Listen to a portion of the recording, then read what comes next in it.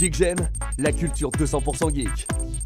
Eh bien salut à tous, c'est Lixi, j'espère que vous allez bien, la Périche. Aujourd'hui on se retrouve pour une nouvelle vidéo pour un Geek Tech.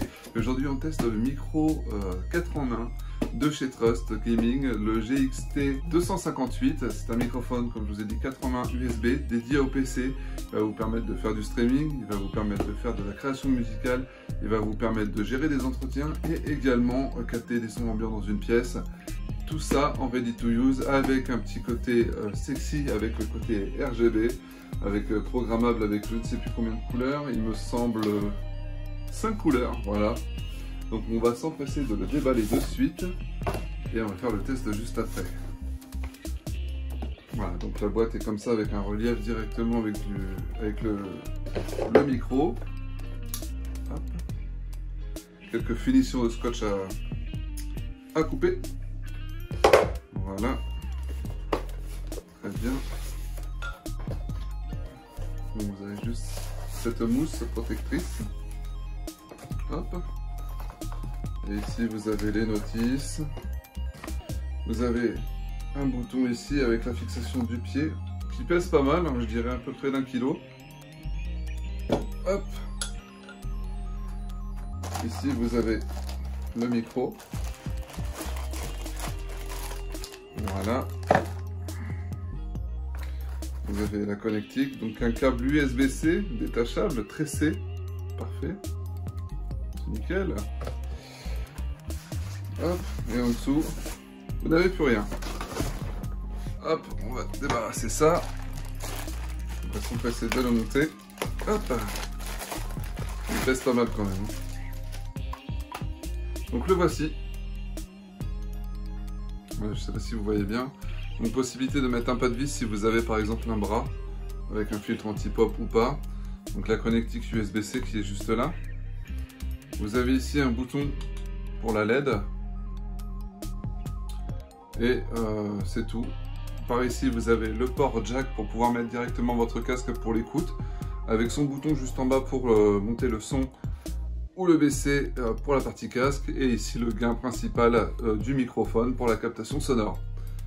Voilà, ici vous avez la tête de pilotage que vous avez avec les 3 modes, avec juste le bouton mode qui permet de switcher sur les 4 positions, à savoir le cardioïde, ce qui sera parfait pour quand vous êtes streamer, etc. et que vous avez votre clavier souris, évitez d'avoir le bruit ambiant directement du jeu. Donc il va capter uniquement votre voix, ça c'est parfait pour les podcasts et pour les personnes qui font du streaming. Vous avez la partie stéréo qui va permettre justement de faire de la vidéo, de la création musicale surtout, tout ce qui est acoustique, votre voix, etc. Donc ça sera parfait pour les chanteurs. Dédicace à Damien. Et vous avez la partie omnidirectionnelle, donc qui va pouvoir prendre le son ambiant d'une pièce. Alors je ne sais pas à quoi ça peut servir, mis à part faire de l'ASMR ou mettre une pièce en plein milieu avec des animaux ou faire des bruits, etc. Je ne vois pas ce que ça pourrait faire d'autre. Et éventuellement donc la partie bidirectionnelle qui va permettre justement de capter à l'avant et à l'arrière du micro seulement pour des entretiens par exemple avec une personne. Voilà, on va le mettre en place, on va le mettre sur le setup. Donc comme vous avez pu voir, on a le quadcast juste ici, donc qui est très ressemblant à celui-ci. Ça va permettre de faire un sacré comparo entre les deux, voir la qualité, si c'est un bon rapport qualité-prix, parce qu'on est sur un micro à 120 € quand même, qui n'est pas à la portée de toutes les bourses et je peux le concevoir. Donc je vais m'empresser de l'installer, faire un test son avec, une partie de jeu, et je vous fais le verdict juste après. C'est parti.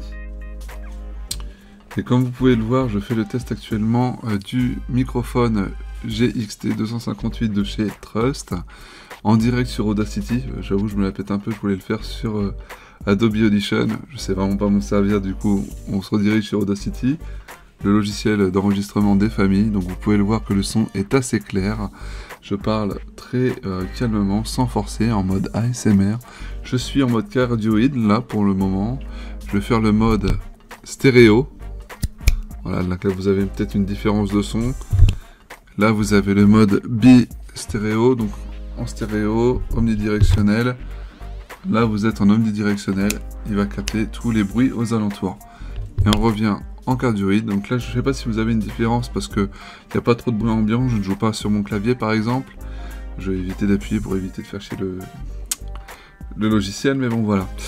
Dans l'idée, tout est là. Le but et qui soit desservi pour des joueurs professionnels ou pour des amoureux de la création musicale, pour tout ce qui est soucieux du son, etc.